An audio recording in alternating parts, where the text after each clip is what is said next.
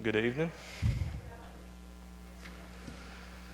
I guess let's go ahead and start. If anybody has any prayer requests, you can. Any prayer requests? I guess I don't really do these Wednesday nights a lot, and they've changed since when I was a kid, so it's a little bit different. But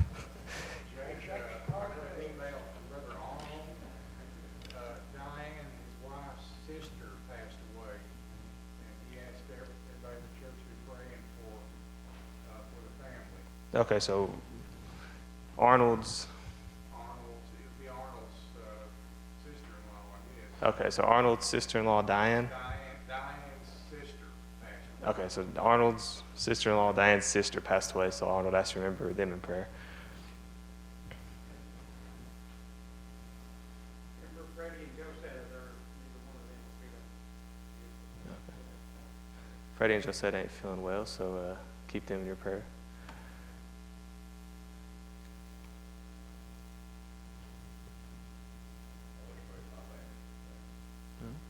And Brother Gary asked to remember his family as well. My neighbor had a issue with that today. She was all over the Okay. Okay. You said Annie Dishman, right? Yes. Yeah, so Bill said Annie Dishman fell and broke her hip, so just remember her in prayer. 2 days, and the other neighbor that's closer to her, where she was at. Oh, wow. Definitely remember her.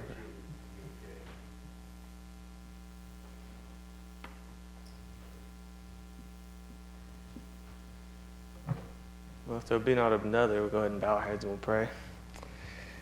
Dear Heavenly Father, Lord God, we just want to bow humbly in your presence and just thank you for the opportunity to be here tonight, God. And as we meet together, Lord, we just ask that you remember the requests that were made. Remember Arnold and his family, and as they deal with the passing of that loved one. Remember Gary, a brother, and his family, and just help them as you see fit, Lord. Remember Brother Bill's requests as well as Miss Annie, deals with that fall, God, and any other that I might have forgotten. And Lord, I pray that you be with us as we look in your word tonight, God, and just help us and guide us, Lord, through that. And I pray that you open our hearts to it, Lord, and we can use that, God, as we go out to the world the rest of this week to serve you. And Lord, I pray for, anybody that's here tonight that doesn't know you in the free pardon of sin, God, that they'll realize that they're lost, Lord, and that they'll come to know you before it's eternally too late. And Lord, I pray just be with us, lead, guide, and direct us, I pray. In your holy and blessed name, amen. I shouldn't be too long tonight. I don't know if it's because I'm young or what, but I haven't got that long wind that most preachers talk about, which I guess that's good for your guys' benefit. We're going to be in Luke chapter 14 tonight, and we'll be in 14 verse 16. And this is a pretty familiar passage, I think, and I think it really is, I guess you could say, something we could use in the times that we're in today.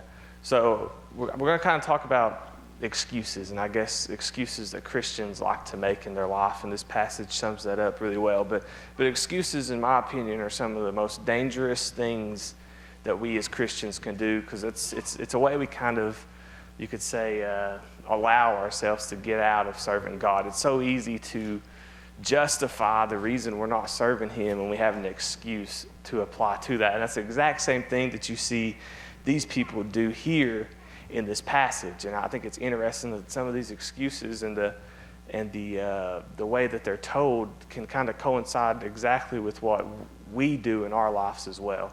So we're going to go ahead and start reading in Luke, I hope I said that right, Luke 14, verse 16, and it said, "Then said he unto him, a certain man made a great supper and bade many."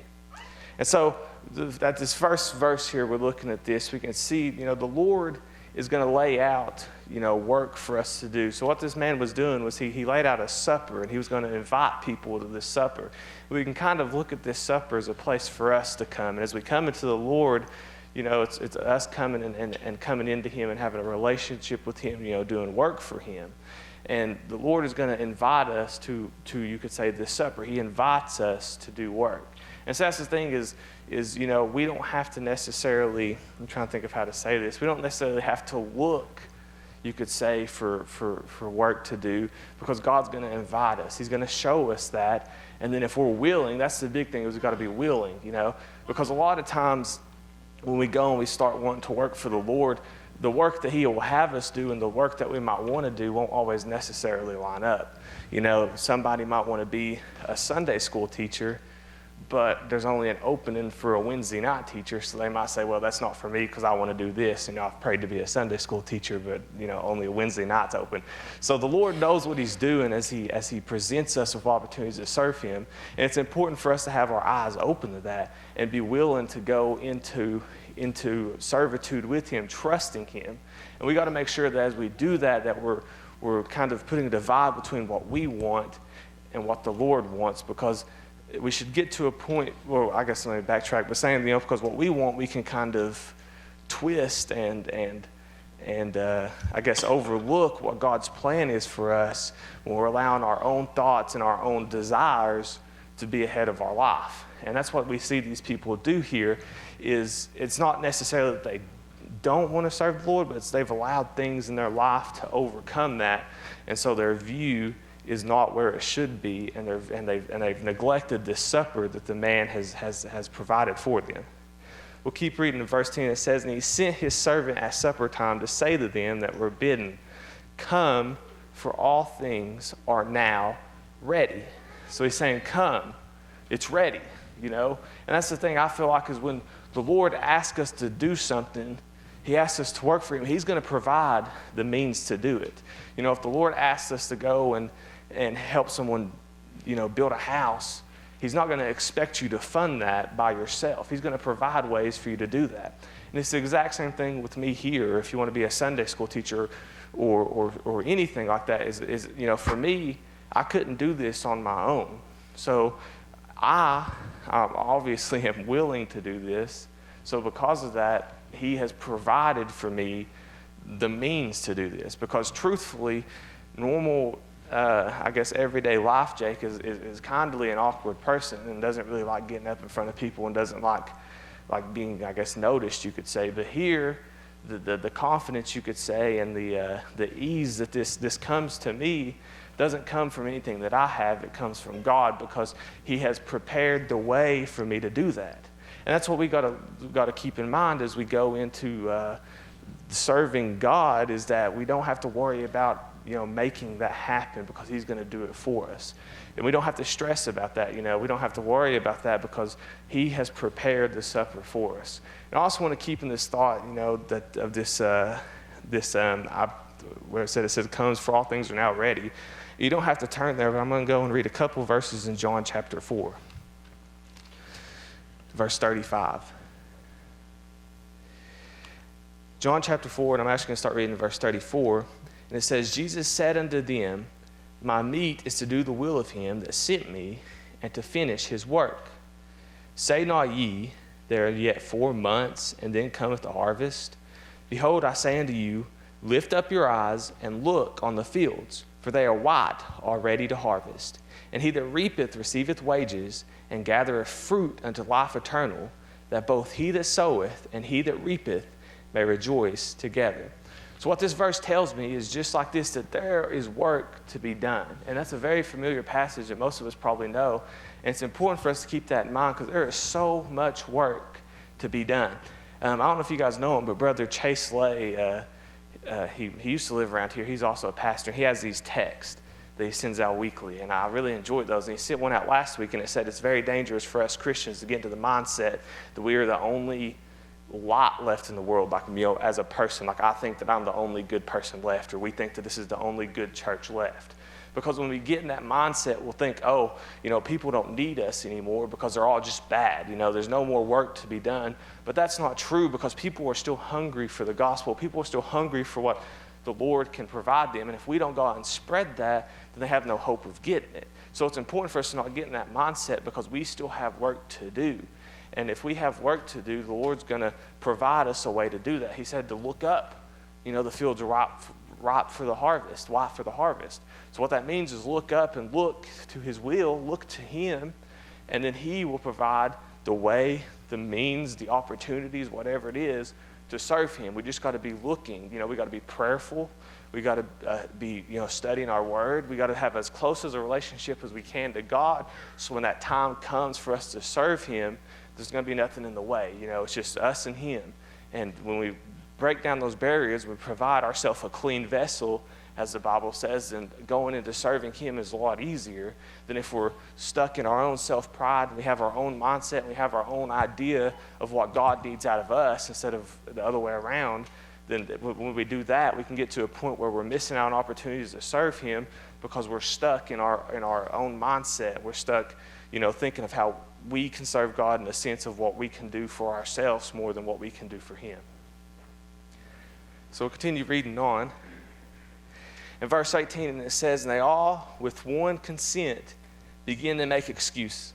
And so kind of what this says to me, just real quick, it says, and they all with one consent. So it says to me that excuses are not something uncommon to us. And I've made excuses of why I couldn't serve him all the time. So I'm not immune to it like anybody else. I mean, I'm just as guilty as anybody else. But it goes, that verse to me says that it's something that we all have to deal with, and it's something we all have to overcome.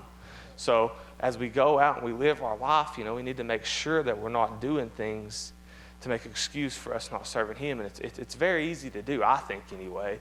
If you don't do something, the first thing that comes out of our mouths is an excuse of why we wasn't at church Sunday, or why we don't come to church Wednesday, or why we didn't take that Sunday school class, or why we don't help with Bible school. I mean, there's a million things you could say. And it's all it is just excuses. And truthfully, and I'll kind of get to this point later, but what it comes down to is if we're making excuses to get out of serving the Lord, it's not because we're too busy, or it's not because we just don't have the ability to do that, but it's more so that our heart's not in the right place. Because if our heart's not in the right place, that's where those excuses come from. It comes from a disconnect that we've created between us and God.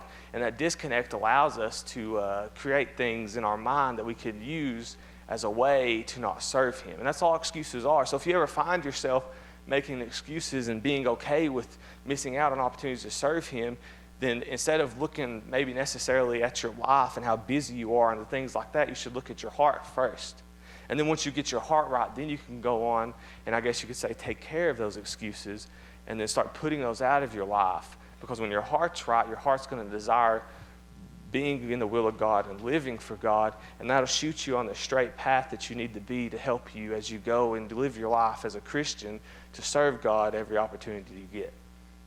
Continuing in verse 18, it says, the first one said unto him, I have bought a piece of ground, and I must need and go see it. I pray thee, have me excused.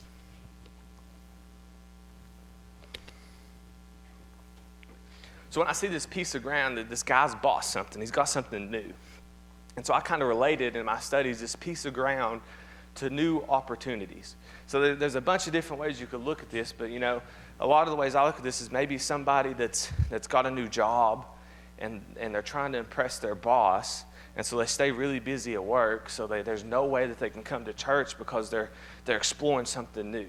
Or maybe it's somebody that's maybe kind of been hurt by the church before, and so now they're looking somewhere else. They're looking to different religions, just to be blunt, and looking in different things, or maybe they've stepped up somewhere in their business, and they've got new opportunities coming their way.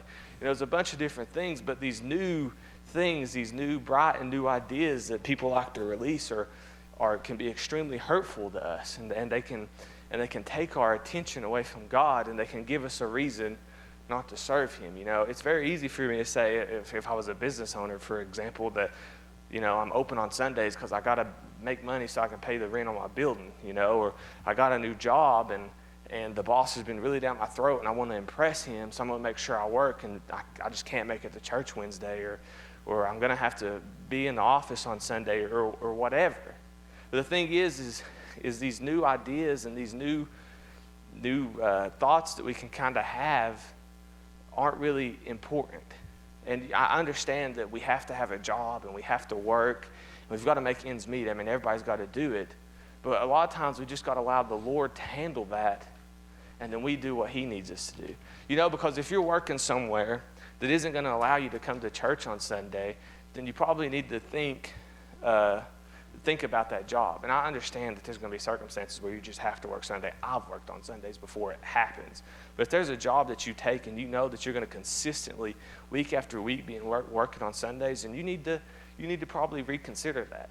Because it doesn't matter if that job affords you $1 million a year, that's going to be nothing if you lose your relationship with the Lord. Because if you don't have a close relationship with the Lord, then it doesn't matter how much money you have. And so that's why we need to be careful as we look. And the world has so many great new ideas. I mean, it's insane to see what the world can come up with. I mean, even in, I'll say, quotes in the Christian realm of things. I mean, the things that these people claiming to be Christians can come up with is just insane. If we allow ourselves to get sucked into those new ideas and the promise of new ground and new hope, we can easily neglect what God truly has for us. And it's going to provide us a way to drift from Him. And that can provide excuses for us to drift from Him, because excuses come really easy when we're out of the will of God. And something like new ground, the promise of new hope, a new beginning, whatever, not provided by the Lord, I mean, that's going to provide a perfect way for us to excuse ourselves from really being where we need to be, and that's serving Him. Verse 19, it says, "And another said, I've bought 5 yoke of oxen, and I go to prove them. I pray thee, have me excused." So what this man did is he bought oxen, and he had to go and he had to work them. That's what he was doing. He was caught up in work. And work takes up the majority of most adults' time. I mean, most of us go and we work 5 days a week. And, we get off around 4 or 5, whatever time you get off, and you go home and you eat and you go to bed and you go do it all again. I mean, some of us might even work 6 days a week, 7 days a week. It doesn't matter, but work is like this huge part of everybody's life. And there's nothing wrong with that. But but you can also allow that to consume you and to take over your life to a point that you're neglecting what God has given you. And we kind of talked about this earlier, but it's so easy for us to use that as an excuse to miss out on the things that the Lord has provided for us. Because if I got to go and I got to work, then I feel like I'm expected to be there. And then I can also allow stress of, not having the money and, man, if I work this Sunday, I'd get a lot of overtime pay or, something like that. And a lot of that can come from us not trusting the Lord and to let Him to provide for us. And I'm not saying you can go and just quit your job and expect to make it.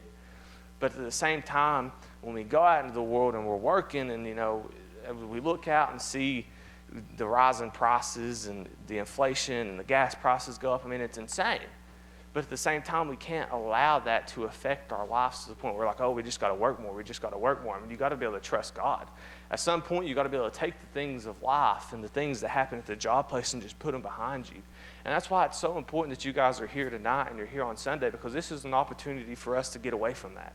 You shouldn't be bringing that stuff. This is a place where you can just put that away for a second and allow God to take that and get rid of it. Because stress and life and things shouldn't really be a problem for Christians, because we should be able to trust God and have faith that He will help us. But it's easy for us to not do that, and it's easy for us to try to make our own way.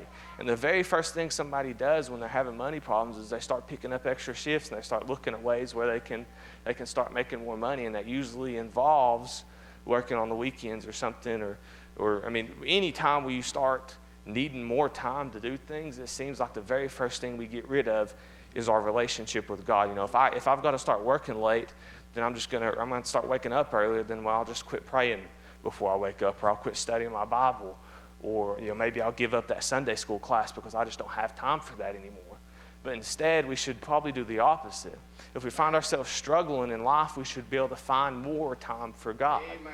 And the thing is that people so often, and I'm going back to this heart thing, so often can find time for things that are important to them. It is so easy for you, especially for me, I'll say, to find times for things that are truly, or I deem important in my life. So if you find yourself not having time for God, then He's probably not as important in your life as He should be, because it's a lot easier to make excuses for something that isn't at the very tippy top of your importance scale than it is something that's really important. If you're really serious about work, you're not going to have a lot of excuses to get out of work. But, you're probably going to have a lot of excuses of getting out of cleaning the house or something when your wife asks you to, because we don't enjoy that. But you know what I'm saying? I don't enjoy that. But that shouldn't be how it should be. God should be at the very pinnacle of our desire. And when He does that, we'll find time for Him. And that's important. Because if we're finding time for him, and he is in every moment of our life, and every free time, every free moment we have, we're spending it with him, then that'll put us in a place to where we'll have even more time. I really do think it'll benefit us beyond anything that extra money could. Because a relationship with God provides a joy and a comfort and just an opportunities to serve him that we'll never get anywhere else. And those opportunities basically allow us to start doing things for him, and it allows us to start laying up treasures in heaven, and that's the most important thing. As I kind of walk through life and I get more mature and realize how important what I'm doing here is, I find myself more worried about how I'm serving God in my day-to-day life than how much money I'm making. I don't want to go out and focus my whole life on money and then get to where I'm 80 years old and I'm, a couple of days away from death and realize that I wasted my entire life chasing worldly things. So it's important for us to make sure that we live for him and we serve him, because at some point we're not going to have the opportunity to do that anymore. So that's why it's so important for us to cut out these excuses in our life and find a way to overcome those, because there's going to get a time in our life where we can't serve him anymore, whether it's old age, death, or whatever. There's going to be a time in our life where our time of servitude is over. Right. And when that time comes, that's it. And that's why it's important for us to take every opportunity we have now. We should be making excuses of why we're not going out, why we're not going and hanging out with our friends, why we're not doing this to serve God. We should make excuses to serve him, not excuses to get out of serving him. Amen. Verse 20, it says, "And another said, I have married a wife, and therefore I cannot come." So I'm not gonna talk bad about wives here. That's not what I'm trying to do. Alan might want me to get onto the women, but I'm not going to. I'm too scared. But in all seriousness, what this man's problem was he was too caught up in the affairs of life. He was so worried about, he had just married this wife, so he had to get to her, he had to take care of her, and that was an affair of life. He was too worried about that. And there's a million things that we could talk about, but I swear the one thing that keeps coming to my mind is what this COVID pandemic did to the church. And I'm not trying to downplay the importance or the dangers that COVID posed to us. And, I understand that we had to shut down church, and that was probably necessary. But we're still seeing the impacts of that today. I mean, COVID decimated the church, and a lot of churches still have not recovered. And why is that? And we got to go back again to that thing where we got to look into our heart. And, truthfully, COVID, especially towards the tail end of it, it just provided a very convenient excuse for people who already didn't want to be here to get out. And so, and anything can do that. It's not just COVID. I mean, you could look at the political unrest, I mean, all the things that are going on in this life that people can easily use to allow themselves to get out of the will of God. It's easy to say that, well, I guess the world's just going downhill and it's in a bad place, so there's no reason for me to get out and spread the gospel anymore. Anything like that can be used. And what that's doing is it's just taking away, and it's putting us, and we're putting ourselves, I should say, in a hole where we're just comfortable doing our own thing. We're comfortable just coming to church every Sunday and then going home and then being happy about it. What we should do is we should quit, I guess you could say, quit being comfortable with where we're at. Because our purpose isn't just to come to church and just be happy with what we're doing and not ever worry about what anybody else outside these doors is doing. I mean, coming to church is important, but it's also important for us to get out and spread the gospel. We got to worry about what people outside these doors are doing, because if they're outside these doors, then obviously they don't have the same heart we do. If you're out missing church, then you're missing something important. And for those people, we got to reach out to them. And we can't allow things like COVID or people not agreeing with what we're doing or any number of things to keep us from serving him. Right. That's the most important thing that we will ever do in our life, is take every opportunity to serve God. Amen. And when we don't do that, we're really just hurting ourselves. But also the way I think about it is I don't want to have to be responsible for somebody else not hearing the gospel. I understand that at the end of the day, it's their choice, and you can beat them in the head with a Bible, and if they're not going to believe, they're not going to believe. But at the same time, I don't want to miss an opportunity to tell somebody about the Word because I was too afraid of what the repercussions would be.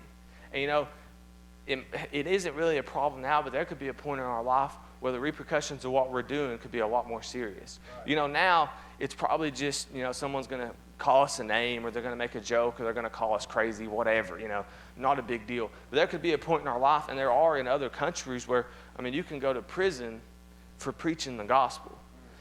There's plenty of people in the Bible who did that exact thing. They went to prison, and a lot of them ultimately lost their life for preaching the gospel. And we got to be able to ask ourselves if we're okay going that step. If it happened tomorrow where America got to a point where they basically outlawed Christianity, and don't act like it couldn't happen. It very well could happen at some point, and it's not impossible. And if it ever got to that point, would we still be here? Or would we allow that to scare us into hiding and allow that to just absolutely shut down what we're doing? It always blows my mind when you see how heroes like Stephen, when he was facing death, are so able to face that with such courage, because they had faith in what they believed in. They had faith in Christ, and they knew that he was right there with them, and that he was going to save them, and he was going to provide protection for them no matter what happened. And we've got to have that same mindset. In my head, it's hard for me, and I do it all the time, but it's hard for me to be able to make those excuses because I really, truly have nothing to worry about. I say it all the time, but people in this world can take anything they want away from me. They can take my life physically. What they can't do is they can't touch my spiritual life. They can't touch it. They can't do absolutely anything to it because that's in God's hands. So why should I ever be afraid of what the world can do to me? Why should I ever be afraid of the repercussions of serving him? Because there's nothing to be afraid of. And if you're at a point where you just value this life so much that you can't never think of letting it go, then there's your excuse, and you need to find a way to overcome that. There's something wrong in your heart that you need to work on. And I would love to probably not have to get to a point to where I do have to give my life for the gospel. But if it comes to that, every saved person should be prepared and willing to do that. Because one, I do think that the reward for that would be immense. And two, that's less than what even Christ did for us. Christ came and he suffered for us, and he died for us because he loved us. So at any moment we should be willing to do the exact same thing for him. Because that's just where we should be. That's what we should be willing to do. Because if he was willing to do that for us, and I guess what I was trying to say was he was willing to do that for us, and we didn't love him. We didn't love him first. He loved us first. He loved us for absolutely no reason at all. I was talking, I preached at Fairview, and I was kind of mentioning this, but Adam and Eve sinned against God. God didn't do anything wrong to them, but they sinned against him.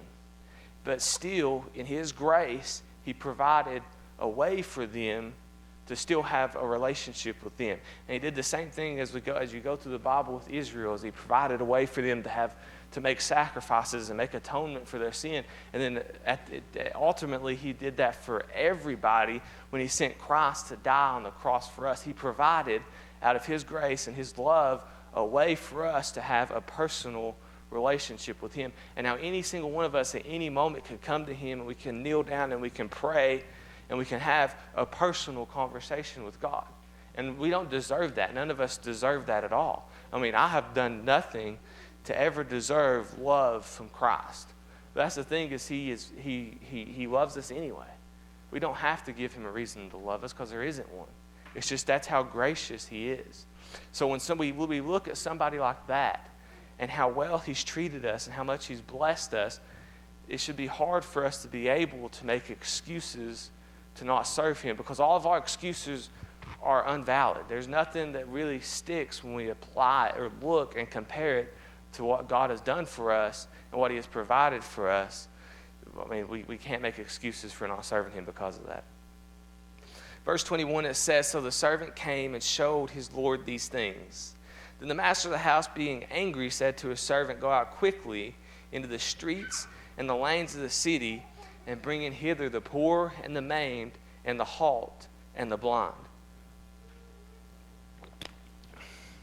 So here what this is showing, it's showing that just because you turn it down, the Lord is going to find somebody to do his work. When you look at the bottom of the verse, it says, bring in hither the poor and the maimed and the halt and the blind. And what I've noticed about these people is these people have, it seems like, they have some sort of, I guess you could say, disability. They kind of are down in like the lower levels of life, you can say. What you can say about these people, which is important for us to realize, is that these people are typically going to be a more humble person. And that's what it takes to serve God, is it takes humility. See, when we're prideful, it allows ourselves to get to a mindset where we only want to do the things that we want to do. We might only want to serve God if it's the glamorous job, We're out front, we're singing, and nothing wrong with singing, but, we're doing something where people can see us. And we're going to do that because it makes us look good. That's the pride we get. But if God called us to maybe, be a janitor at the church, we wouldn't possibly think of doing that because that's just not good enough for us. And when you get to that point, I really do believe you're going to miss a lot of opportunities to serve Him, because God has a plan for you in His life, or in your life. And He has a set thing that He wants you to do. But if you're not willing to do that, then you're going to miss an opportunity, and He's going to find somebody else to do that. And pride, and this ain't a message on pride, but I think it's important, pride can get us into a point where we miss that. So just like these people here, and these people came piling into the house, you didn't have to ask them twice. We need to be humble. We need to be ready to serve Him at any moment. And when He calls, we need to come running in and say, Lord, here I am. Tell me what you want me to do. We don't need to be questioning what He would have us do, or think down of the position that He gives us. We just need to be willing and thankful that He's chose us to serve Him. And we need to go towards Him running, just like these poor people, these main people did when the servant asked him to come to the dinner. And the servant said, Lord, it is done, verse 22, as thou hast commanded, and yet there is room. And the Lord said unto the servant, go into the highways and the hedges, and compel them to come, that my house may be filled. So he's still focused on filling his house. He's going to make sure that this works out. He's going to make sure that this supper is attended to. And if you miss that opportunity, then you might never get it again. So it's important for us to take our chances to serve Him while we have them, regardless of what it is, and have an open mind to the things of Christ, have an open mind to His Word and His direction, so when the opportunities do come, we're more than willing to take them, regardless of what they are. Verse 24, it says, for I say unto you that none of those men which were bidden shall taste my supper. And so I feel like there's a bunch of different ways to look at this, but as we go into this, one, I think we can look at it as, if you're called and you turn down your calling, you're going to miss out on the blessings of God. And also, if you turn down your calling, you're going to miss out on opportunities to store rewards for yourself in heaven. And that's a very important, that's what I want to do. I want to be able to go to heaven and be able to take those crowns and cast them at the feet of Christ. Amen. And I look forward to that. But to be able to have that moment, you've got to put in the work down here. And why would you ever want to take away from that opportunity? Why would you want to take away from the opportunity to get rewards from God? And the reason we would ever do that, and I don't know if people necessarily always do it consciously, they're like, man, I just don't feel like working. I don't feel like laying up any rewards today. But I think it's more if we allow ourselves to get distracted by the things in the world, just like these people above did. We allow ourselves to get distracted by work, by life, by new opportunities, whatever it may be. If we to overcome our vision, and cloud our vision and just have ourselves focused on the things of the world, then we're just going to blow right by what God has laid out for us. And when we maybe realize that we're missing out on things, but we see all this good in front of us that the world has put in a place where we, I guess I want to say pretended or put up for us. The world is a false goodness, you could say. They act like everything's good, but once you get into it, you see how bad it is. But they just blind us with this chance for goodness, and we're just chasing opportunity, and that'll get us to a point where we just make excuses like, I don't have time to serve God because I really got to get this big bonus, or I don't have time to serve God because I really need to get this done, or I need to get that done. But, a lot of times we just need to slow down and just see what the Lord has done for us and look for the opportunities that he's provided for us. Because there's nothing in this life that should ever be more important than God and doing work for him. There's nothing in this life that can ever bring more joy, more happiness than doing work for God. And, Ron, quite a while ago, gave me this book called By Still Waters, and it's an amazing book. And I was reading through that, and the author was talking about joy and how important joy is. And basically what he said is like, there's kind of a difference between happiness and joy. Happiness is something that, I can get from doing good on a test at school, or maybe I look at my paycheck and it was a really good paycheck. That's happiness. But joy is something that only the Lord can provide.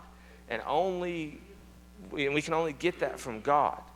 And if we don't have a relationship with him and we're not saved by him, then we can't ever hope to have joy. And that's what the world will do with us, is it'll put things in our face to make us seem like we're happy.